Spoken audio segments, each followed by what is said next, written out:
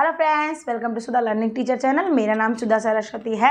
आज मैं वीडियो लेकर आई हूँ कि प्रायद्वीप नदियों से निकलने वाली नदियाँ। ठीक है, प्रायद्वीप भारत की नदियाँ, जो प्रायद्वीपीय जो भारत की हमारी नदियाँ हैं वो इम्पोर्टेंट क्वेश्चन है आपका। ये ध्यान रखिएगा कि करंट अफेयर्स में भी ये क्वेश्चन आ सकता है और आपका ज़्यादातर ये आपका भूगोल में आता है, यानी कि आपका ज्योग्राफी में आता है। देखिए, कभी कभी ऐसा होता है कि भारत से लगने वाली नदियाँ या प्रायद्वीप से लगने वाली नदियाँ, इस तरीके के नाम लिखने को आ भी जाते हैं। अरब सागर में कौन सी नदियाँ गिरती हैं और बंगाल की खाड़ी में कौन सी नदियाँ गिरती हैं। तो इस तरीके का क्वेश्चन कोई ना कोई ज़रूर आ ही जाता है, और खास करके जब मैप बनाना हो बच्चों को तो उससे रिलेटेड भी आ जाता है कि आप मैप के द्वारा अरब सागर और बंगाल की खाड़ी में गिरने वाली नदियों को दर्शाइए। तो इस तरीके से, इसलिए मैं आपको बहुत सिंपल तरीके से लेकर आई हूँ, मैप लेकर आई हूँ जहाँ पर ये खाड़ियाँ हैं और जहाँ पर नदियाँ गिरती हैं। तो वो मैं आपको लेकर आई हूँ सिंपल तरीके से। आपको बस थोड़ा सा हिंट में याद रखना है, आप इजी तरीके से उसे याद कर सकेंगे। और आपको कुछ नेम्स याद रखने हैं, जो नेम थोड़े इंपॉर्टेंट है। जी, क्या कहते हैं आपका जो बंगाल की खाड़ी में जो है वो आपके क्या है, क्या आपके कुछ तो आपको नॉर्मली याद ही होंगे और कुछ थोड़े से डिफ़िकल्ट है, कुछ कम याद रहते हैं। और इस तरीके से अरब सागर में गिरने वाले वो भी थोड़े ज़्यादातर हमको याद रहते हैं, लेकिन कम थोड़े से हैं जो हमको नहीं याद होते हैं। तो वो मैं सूची के द्वारा आपको बताऊंगी। अब देखिए, अरब सागर क्या होता है, हिंद महासागर का एक हिस्सा है। अरब सागर हमारा हिंद महासागर का एक हिस्सा है। तो यह क्या है आपका, यह है भारत के उपमहाद्वीप, जो उपमहाद्वीप के पश्चिम में बहने वाली नदियाँ, जो क्या कहते हैं आपके पश्चिम की ओर जो बहती हैं नदियाँ वो अरब सागर में गिरती हैं, और जो पूरब की ओर बहती है वो आपके बंगाल की खाड़ी में गिरती है। तो सेम दोनों सी चीज़ें से है। तो आप सीधा सीधा करते हैं कि इसमें क्या, बंगाल की खाड़ी में जो नदियाँ गिरती हैं तो छोटी छोटी नदियाँ हैं, तो वो क्या होता है, सब सीधी गिरती हैं। अरब सागर में आप कैसे इस तरीके से इधर से होकर गुजरेंगी, लेकिन बंगाल की खाड़ी में क्या होता है, सीधे तरीके से गिरती है। तो कम से कम 64 नदियाँ, इनमें से 64 नदियाँ हैं जो 64 किलोमीटर के रेंज में। सबसे लंबी नदी कौन सी है आपकी, कोम, जो आपके इधर बंगाल की खाड़ी में जो गिरती हैं उसमें क्या है 64 किलोमीटर।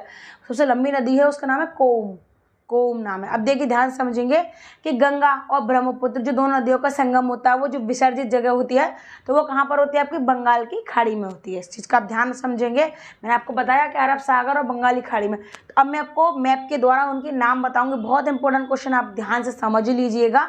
कोई भी प्रॉब्लम होती है, कोई चीज़ आपको नहीं समझ में आ रही है जो मैंने वीडियो में बताया है, तो प्लीज़ मुझे कमेंट में बता दीजिएगा कि आपको ये चीज़ नहीं समझ में आई है। तो देखिए, अब हम आपको बताएंगे कि यहाँ पर देखिए, सबसे पहले मैंने हेडिंग सबसे फर्स्ट नंबर पर हेडिंग डाली है प्रायद्वीपीय भारत की नदियाँ, यानी कि जो प्रायद्वीप है वो भारत में। मैंने आपको पहले वीडियो में बताया है आपको कि द्वीप और प्रायद्वीप में क्या अंतर है, तो क्या क्या अंतर होता है, तो वो मैं आपको बताया। तो उस तरीके से आपको ध्यान समझ लेना है, ठीक है। अब देखिए, प्रायद्वीप भारत की नदियाँ, इनके दो भाग होते हैं। कितने भाग होते हैं इनके, दो भाग होते हैं। पहला भाग होता है आपका अरब सागर में गिरने वाली नदियाँ, first part, and second part ये होता है। देखिए, ये हो गया सेकेंड पार्ट और ये हो गया आपका फर्स्ट पार्ट, ठीक है। तो सेकंड पार्ट क्या होगा हमारा, कि बंगाल की खाड़ी में गिरने वाली नदियाँ, यानी कि इधर बंगाल की खाड़ी में जो गिर रही हैं वो नदियाँ हैं, और इधर जो अरब सागर में गिर रही हैं वो नदियाँ हैं। ध्यान समझिएगा इस चीज़ को।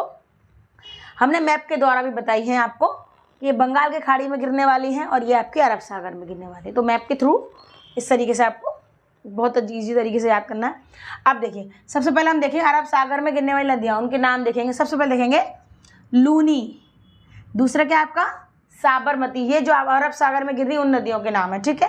तीसरा देखेंगे माही, चौथा है हमारा नर्मदा, ये आपका गुजरात में पाया जाता है। ये तो आपने ज़्यादातर हर चीज़ में इसका नाम सुना होगा, ज़्यादातर चीज़ों में इसका जिक्र आता है। नर्मदा नदी का आपने देखा होगा, ज़्यादातर जिक्र आता है, ठीक है। आगे देखेंगे ताप्ती, ये भी आपके गुजरात में, ठीक है, मांडवी। उसके बाद देखेंगे ज्वारी, फिर है शरावती, फिर क्या है भरतपूजा। ऐसी ऐसी नदियों के नाम है जो आपने बहुत कम सुने होंगे, ठीक है। आगे देखेंगे हम पेरियार, फिर लास्ट क्या है आपका पुम्बा। तो ये क्या हो गया आपके अरब सागर में गिरने वाली नदियों का नाम, यानी कि ये जो सागर जो नदियां हैं इनके नाम हैं। अब हम आएंगे बंगाल की खाड़ी में गिरने वाली नदियों की तरफ। देखिए, सबसे पहले क्या है आपका दामोदर, फिर क्या आपका स्वर्ण रेखा, फिर आपका वैतरणी, फिर है ब्रह्माणी, फिर क्या है आपका जो है ब्राह्मणी, फिर है यहाँ का आपका महानदी। आगे देखिए क्या है गोदावरी, ये देखो आपने नाम सुना होगा गोदावरी का। गोदावरी और महानदी ये ज़्यादातर आपका क्वेश्चंस में आते हैं, ये आपने हमेशा सुनी होगी, ठीक है। ये चीज़ें थोड़ी कम सुनी होंगी लेकिन ये ज़रूर सुनी होगी। कृष्णा नदी, आगे देखेंगे पेन्नार, फिर क्या है आपकी कावेरी, लास्ट में क्या आपकी वैगई।